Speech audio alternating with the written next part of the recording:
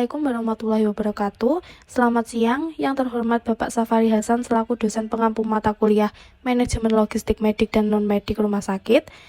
Perkenalkan, saya Sinta Melia Fatmasari dengan NIM 108270027. Di sini saya akan mempresentasikan tentang evaluasi kinerja sistem logistik rumah sakit. Sistem logistik rumah sakit berperan penting dalam menjamin ketersediaan obat dan perbekalan kesehatan untuk mendukung pelayanan pasien. Pengelolaan logistik yang baik tidak hanya memastikan obat selalu tersedia, tetapi juga membantu mengendalikan biaya persediaan dan mengurangi pemborosan akibat obat kadaluarsa atau rusak.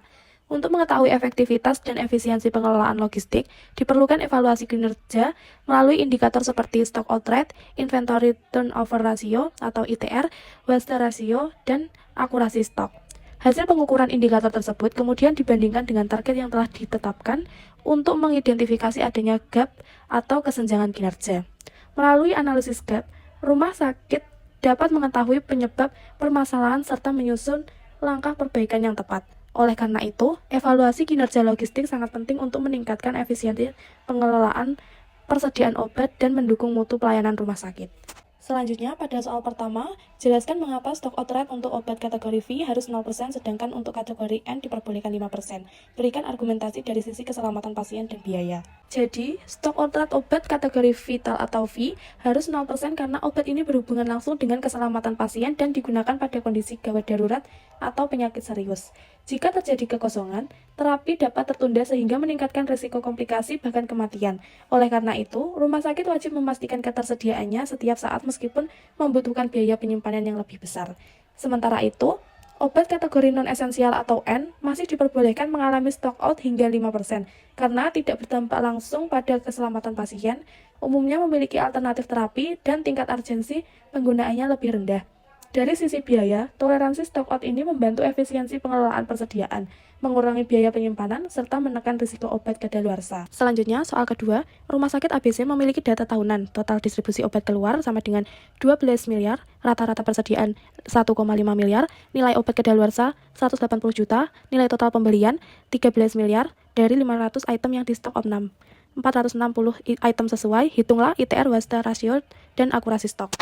Berdasarkan data yang diberikan, terdapat 3 indikator yang dihitung, yaitu Inventory Turnover Ratio atau ITR, waste ratio, dan akurasi stok. Pertama, ITR diperoleh dari total distribusi obat keluar dibagi rata-rata persediaan. Hasilnya adalah 8 kali per tahun, yang berarti persediaan obat berputar sebanyak 8 kali dalam setahun. Nilai ini masih sesuai dengan target rumah sakit, yaitu 8 sampai 15 kali per tahun. Kedua, waste ratio dihitung dari nilai obat kadaluarsa dibandingkan total pembelian. Hasilnya sebesar 1,38%. Angka ini masih memenuhi target nasional yang kurang dari 2%, namun belum mencapai target WHO yang kurang dari 1%. Ketiga, akurasi stok dihitung dari jumlah item yang sesuai saat stok opname dibandingkan total item yang diperiksa. Hasilnya adalah 92%. Nilai ini masih di bawah target yang seharusnya minimal 95%, sehingga perlu dilakukan perbaikan dalam pencatatan dan pengelolaan persediaan. Jadi, hasil analisis perhitungan yang pertama, ITR sebesar 8 kali per tahun, artinya sudah tercapai, dan perputaran stok berjalan dengan baik dan sesuai target. Yang kedua, waste ratio sebesar 1,38% juga tercapai, karena masih di bawah batas maksimal 2%, sehingga tingkat pemborosan tergolong rendah.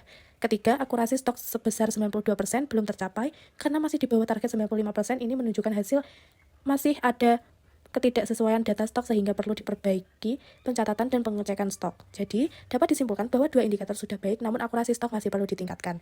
Selanjutnya, soal ketiga, pada diagram Fishbone menunjukkan bahwa rendahnya ITR disebabkan oleh pengadaan obat yang berlebihan, perencanaan kebutuhan yang kurang akurat, serta monitoring dan pengendalian stok yang belum optimal. Selain itu, koordinasi antar unit, kompetensi SDM, dan pengawasan manajemen juga masih perlu ditingkatkan, sehingga perputaran persediaan belum mencapai target yang ditetapkan rumah sakit. Terdapat 3 kemungkinan penyebab utama. Yang pertama, terjadinya overstock atau persediaan obat yang berlebihan akibat pengadaan dalam jumlah terlalu besar. Kondisi ini menyebabkan stok menumpuk di gudang dan membutuhkan waktu lebih lama untuk digunakan.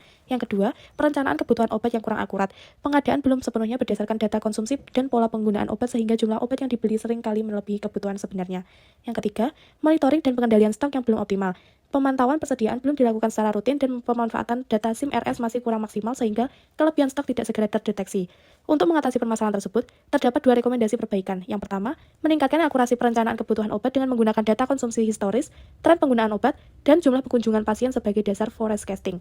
Yang kedua, mengoptimalkan monitoring dan pengendalian persediaan melalui evaluasi stok secara berkala, penetapan stok minimum dan maksimum, serta pemantauan indikator ITR secara rutin agar perputaran persediaan menjadi lebih efisien dan sesuai target. Selanjutnya, soal keempat, pada studi kasus ini diketahui bahwa waste rasio meningkat dari 1,2% menjadi 4,5% dalam 3 bulan terakhir.